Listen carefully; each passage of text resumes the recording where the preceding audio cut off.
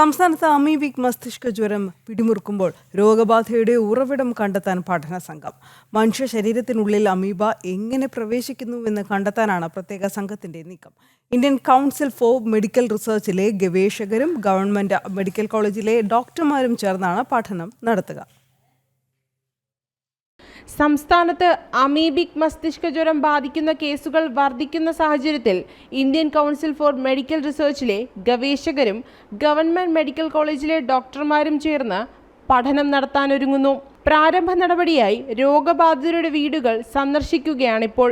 രോഗബാധിതരെയും അവരുടെ വീട്ടിലെ 2 പേരെയും അയൽവാസികളായ 3 പേരെയും കണ്ടാണ് വിവരങ്ങൾ ചോദിച്ച് മനസ്സിലാക്കുന്നത്. അമീബ ബാധ ഉണ്ടായെന്ന് കരുതുന്ന സ്ഥലങ്ങൾ പരിശോധിക്കും. മനുഷ്യരുൾപ്പെടെ എല്ലാ ജന്തുജാലങ്ങളുടെയും ശരീരത്തിൽ എല്ലായിടത്തും അമീബ ഉണ്ടാകും. അതിനാൽ അമീബയുടെ സാന്നിധ്യമുള്ളതുകൊണ്ട് രോഗം വരുമെന്ന് പറയാനാവില്ല. അമീബ എങ്ങനെ മനുഷ്യ ശരീരത്തിനുള്ളിൽ പ്രവേശിക്കുന്നുവെന്നാണ് അന്വേഷണം.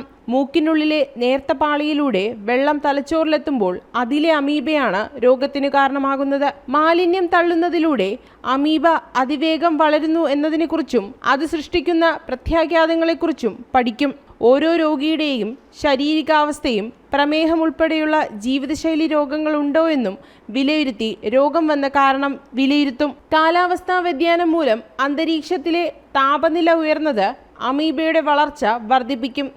ഇതര സംസ്ഥാനങ്ങളിലേക്കാൾ കൂടുതൽ പരിശോധന കേരളത്തിൽ നടക്കുന്നുണ്ട്.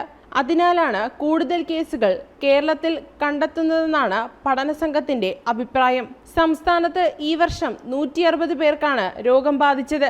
അതിൽ 36 പേർ മരണപ്പെട്ടു. രാജ്യാന്തര തലത്തിൽ മരണനിരക്ക് 97% കേരളത്തിൽ 22.50% മരണനിരക്ക് കുറയാൻ കാരണം ബാധിക്കുന്ന അമീബയിലെ വ്യത്യാസമാണെന്നാണ് പഠന സംഘത്തിന്റെ അഭിപ്രായം. ജനം, തിരുവനന്തപുരം.